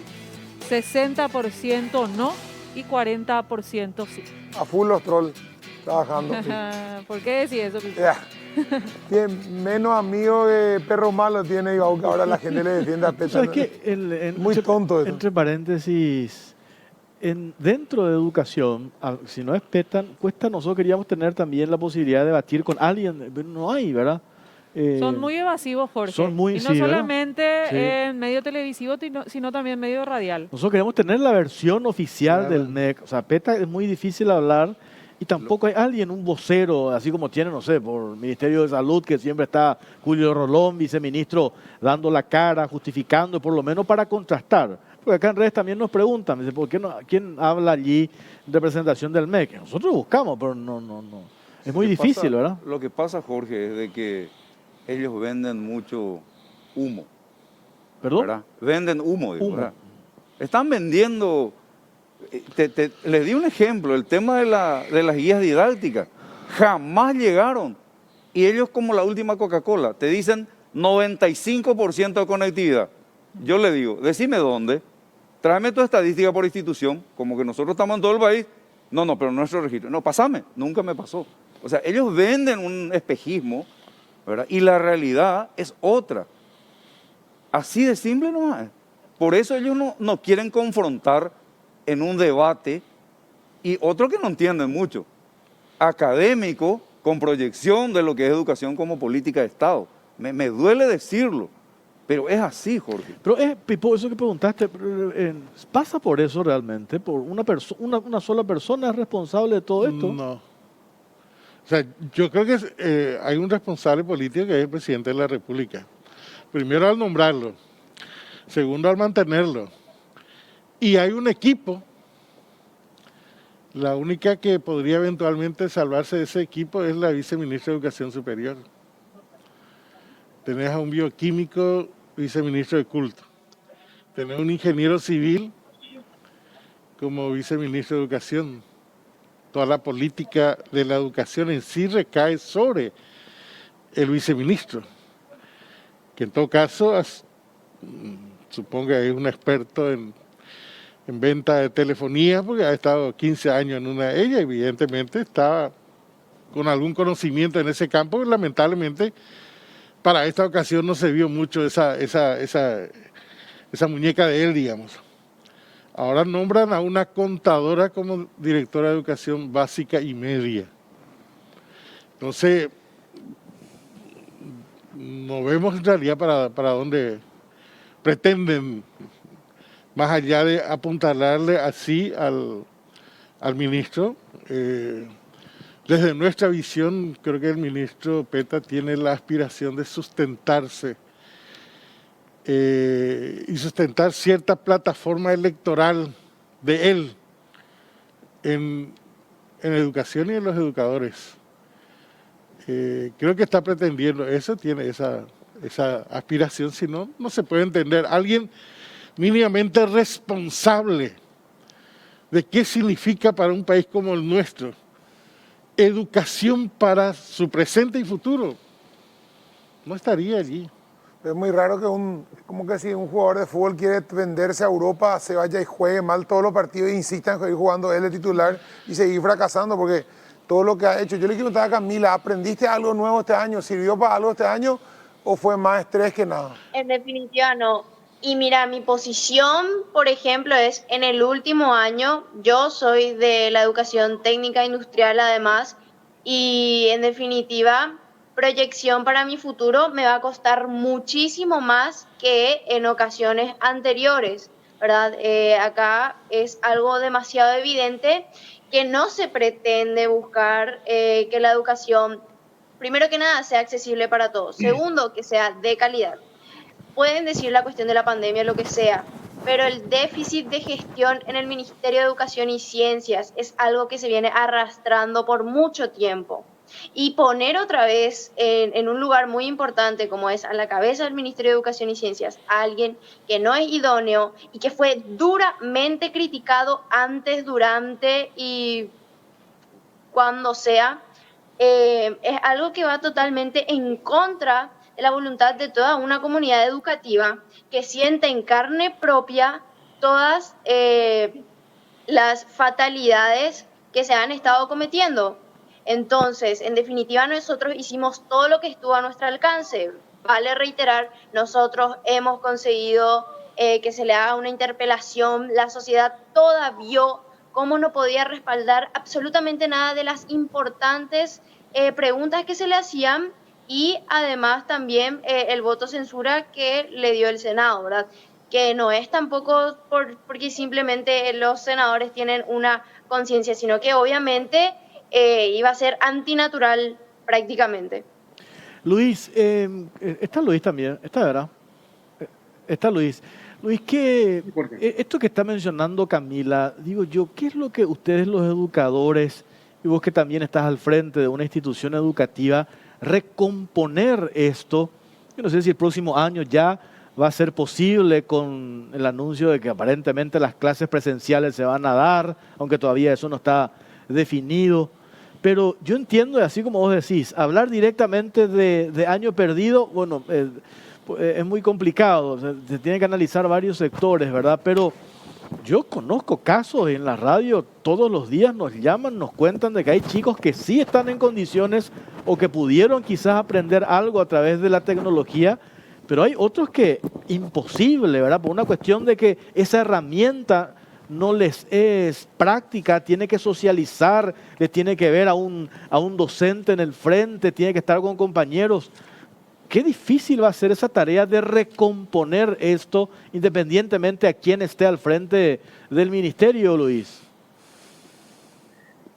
Yo creo en lo que decís, Jorge, es así mismo. Y a mí me preocupa a veces cuando analizamos una cuestión tan compleja poniendo solamente en una persona. Y voy a decir por qué. Miren la historia. Un ministro de Educación en el Paraguay dura máximo 2 años. La única excepción fue la ministra Blanca, que durante el periodo de Nicanor se mantuvo más tiempo en el cargo. Después, sin excepción, el tiempo límite útil de vida de un ministro de Educación ha sido de 2 años. Eso es negativo para el progreso de la política pública. Por eso no se puede instalar, porque el ministro que se va lleva, o por decir así, el que viene con toda su gente, cambian los viceministros, cambian los directores, cambian. Entonces, cada 2 años hay una renovación completa del plantel. Le lleva 2 años afianzarse, cuando se afianzan vuelven a cambiar y el que entra no quiere hacer la dinámica del que se fue. Entonces, lógicamente, le estamos matando a la educación. Le estamos matando porque no somos capaces de tener como país una política educativa y un acuerdo ciudadano, porque este es el otro punto. Me preocupa mucho que todavía pensemos en el Paraguay, en la figura del Salvador, es decir, el ministro que nos va a salvar. Es un pensamiento muy antiguo, no corresponde más pensar en ese único líder responsable de todo. El ministro de Educación tiene que aglutinar y tiene que amalgamar intereses de los gremios, los sindicatos, los estudiantes, los padres de familia, los políticos y los empresarios. Y todos estiran la cuerda para un lugar diferente. Si no llegamos a comprender esto y toda la comunidad dice cuál es el modelo educativo que queremos, no porque un modelo educativo se haga en asamblea, no. Tenemos que tener un diseño de país, tenemos que decir qué tipo de educación vamos a tener, qué ciudadano estamos formando para qué país y de esa no apartarnos. Fíjense, decía Gabriel, casi desde el 2013 hay licitaciones que se tienen que hacer para la concesión de equipos informáticos y no se hacen. ¿Por qué no se hacen? Y porque se tranca. ¿De quién es la responsabilidad? De políticos y de empresarios que están detrás de eso. Entonces, la educación es una complejidad que si la reducimos cada año o cada 2 años a decir, cambiemos uno por otro, y este es un comentario que lo he hecho siempre, creo que tenemos que tener una visión mucho más responsable con la educación paraguaya. Es una visión que a nosotros nos falta. Y después, ¿cómo recomponer el año que viene? Yo creo que ahí Gabriel mencionaba algo, o Miguel. Yo creo que este 20 se va a tener que meter en el 21, parte del 21. Incluso una idea que nosotros lanzamos es, no cerremos este año. Cerremos este año en marzo del 21 o en abril, porque hay que hacer un ajuste de aprendizaje. Y ese ajuste de aprendizaje se puede hacer a lo mejor en un modelo mixto, en un modelo en donde hay presencialidad, en un modelo en donde podemos ir a la presencialidad para los ajustes que Camila nos pedía. ¿Por qué no hacemos en febrero y en marzo los ajustes, en abril, y corremos en conjunto? Pero aquí tenemos que meter a las universidades y decir, universidad, comiencen ustedes en este tiempo para darnos tiempo de hacer los ajustes. Todo se puede hacer si es que tenemos conocimiento, si es que tenemos voluntad y si tenemos la necesidad que tenemos que tener de trabajar la diversidad. Ese espíritu de trabajar la diversidad es lo que también yo siento nos hace falta. Pero esta es la complejidad que tiene que administrar y que administra el rector de la educación. Entonces es como un transatlántico muy grande, cuesta demasiado mover. Entonces yo creo que eso es lo que tenemos que entender, que si además cuesta mover, cada quien está ahí, estira la cuerda hacia un lado distinto, ese es el problema que viene padeciendo la educación paraguaya. Y tenemos que tener navegadores muy expertos en transatlántico para poder conducir. Jorge, dijiste algo muy importante, sí, que no sé si la audiencia entendió. Independientemente de lo que dijo Luis, ¿verdad? De modelo educativo, de aprendizaje, vos dijiste, vamos a volver posiblemente a las clases en el 2021. O sea, una educación híbrida. ¿Con qué? Yo pregunto ¿con qué?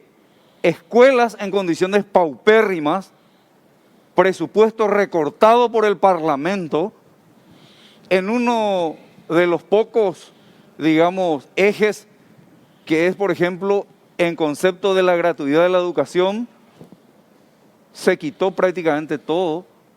No hay una planificación, o por lo menos nosotros no escuchamos. Docentes sin su aumento, Gabriel, ¿verdad? Entonces, yo no sé. Ahora, yo creo que acá hay dos vertientes. Si yo hubiese sido el ministro, tenés dos escenarios claros, no he visto que trabajen sobre ellos. Uno, lo actual, las clases virtuales, opción A, tenés que mejorar porque eso se viene. Lo otro que es lo presencial, yo creo que está distante.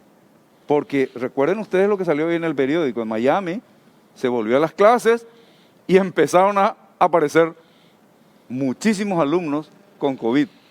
Conste que ahí tienen una tecnología de punta y el sistema de bioseguridad espectacular. O sea, estamos ante un cuello de botella que si ellos no encuentran hoy el norte, es mejor que den un paso al costado. Así nomás. ¿No se aprovechó este tiempo para reacondicionar las escuelas públicas? La señora Marta Lafuente, en la época de Marta Lafuente y Enrique Riera, se hicieron, especialmente el de Enrique Riera, se hicieron algunas planificaciones, proyecciones, concursos de precio, etcétera. Esos se están terminando ahora. Pero si vos me hablas de cuántas escuelas no tienen baños sexados, tienen baños letrina, yo te puedo decir, hay 700. Y con 700 escuelas y colegios con baño letrina, ¿cómo vas a volver a clases presenciales? ¿Y qué planificación estás haciendo en términos de presupuesto general de gasto de la nación o de un plan financiero? Porque ahí tenés los fondos del FEI, tenés otros, ¿verdad? La Comunidad Europea, etcétera. Por lo menos yo no escuché, no sé si ustedes escucharon y me pueden hacer callar. Yo quiero seguir lo que nos plantea Ramírez.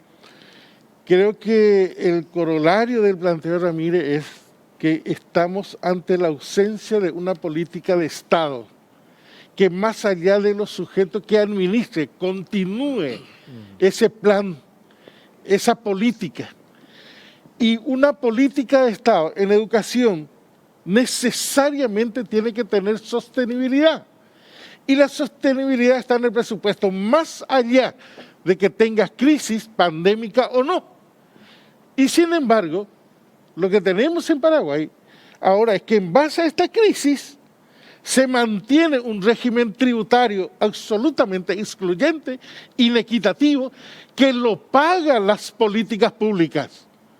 Y lo pagamos en la educación, agravado con la irresponsabilidad de quienes ocasionalmente administran, y como decía Ramírez, y lo decimos también nosotros, quien quiere direccionar hacia sus intereses, sean estos ideológicos, religiosos, fundamentalistas o electoral, que es lo que hemos tenido en la historia también en educación. O comerciales. O comerciales.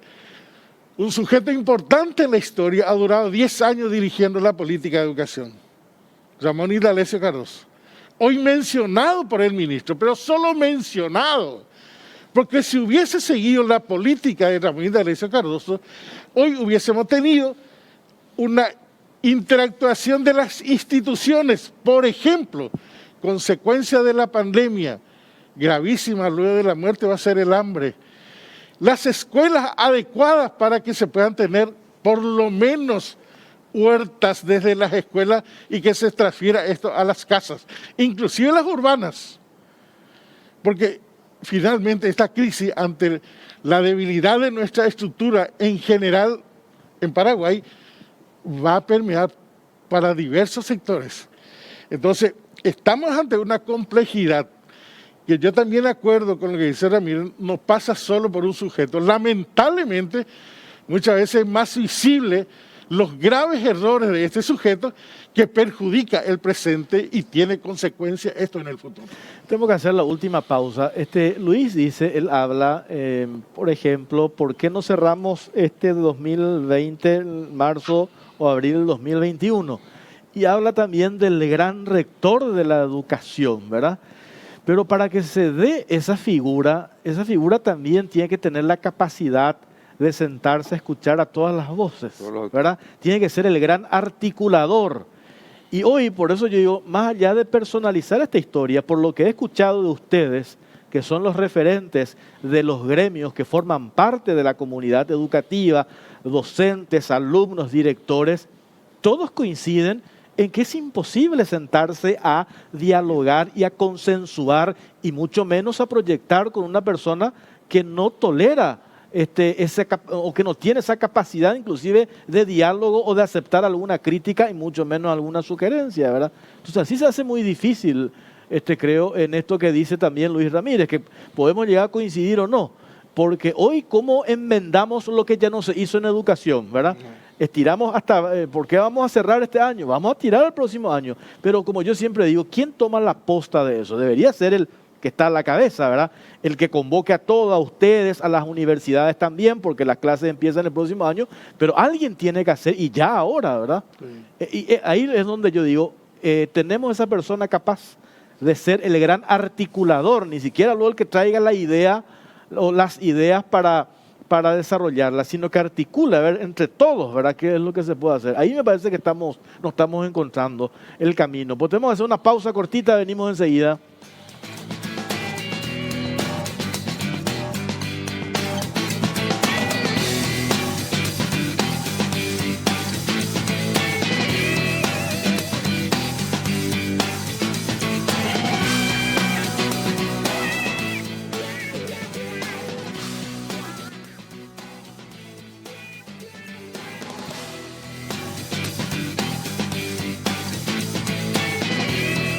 Bueno, seguimos en Cara o Cruz, estamos en vivo y en directo. Hago un redondeo, ¿verdad?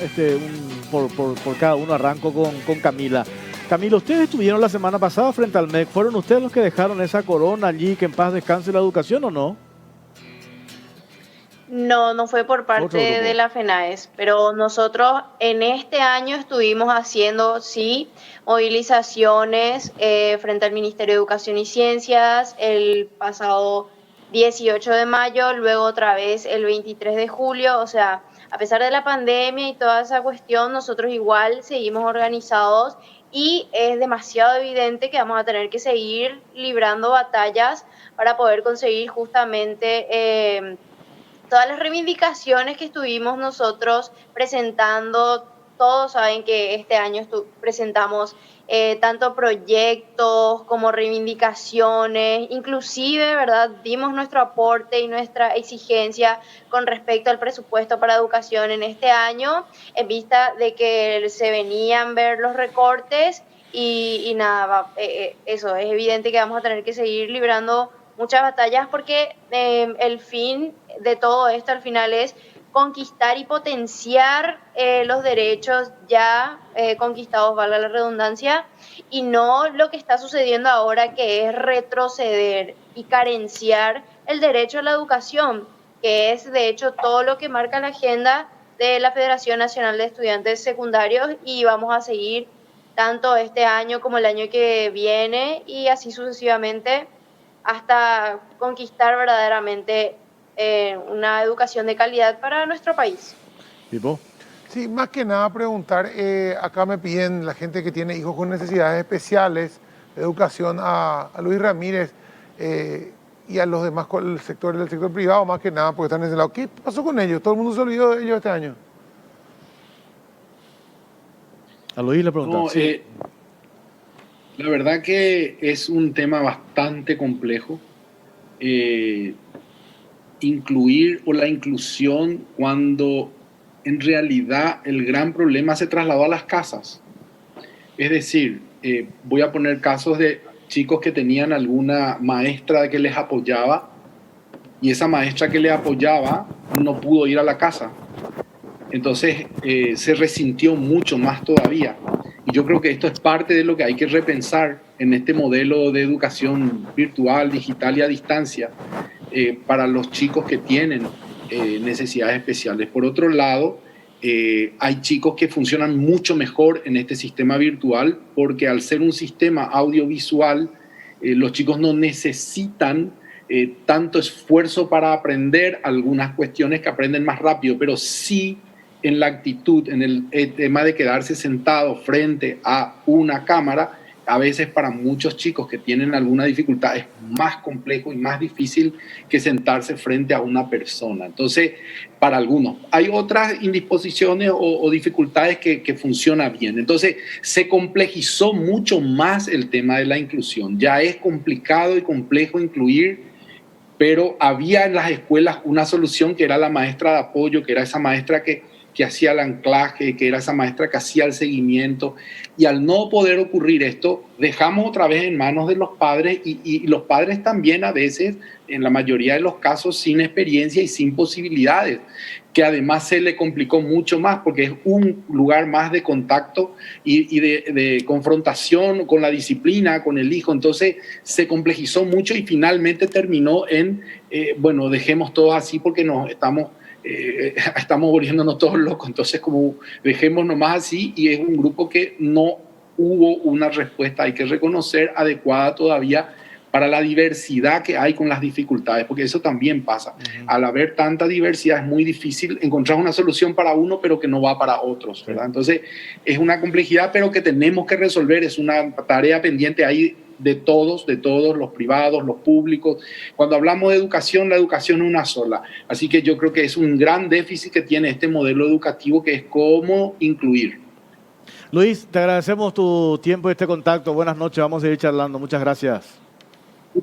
Muchas gracias a ustedes. Gracias, Luis Ramírez, especialista en educación. Gabriel, ese 16% para los docentes, chao, ¿verdad?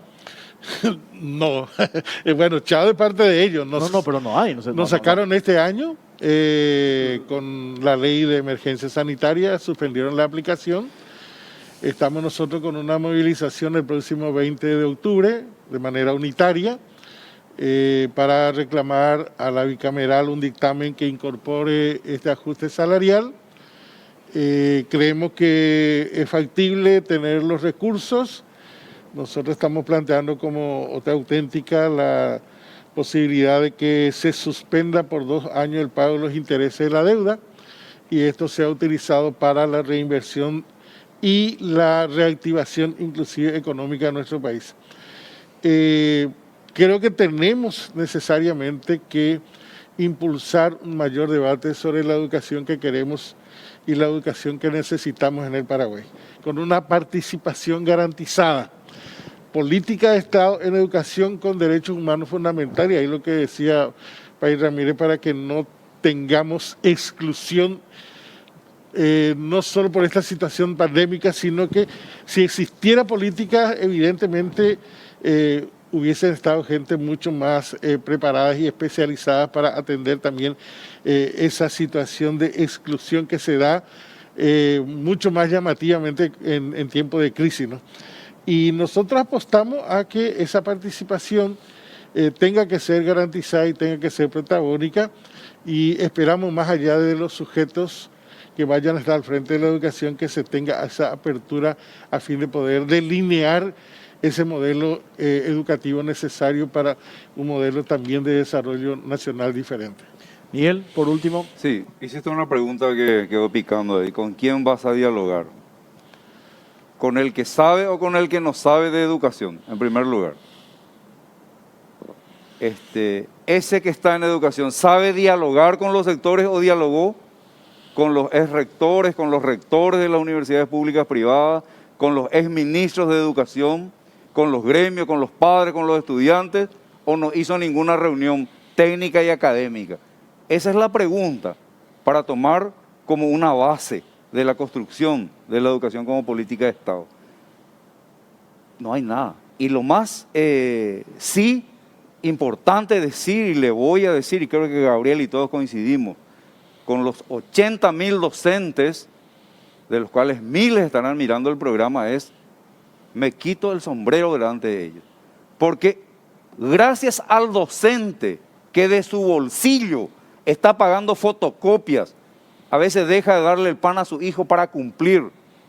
Gracias a esos docentes va a terminar el año académico, ¿verdad? El Ministerio de Educación mal, pero va a terminar.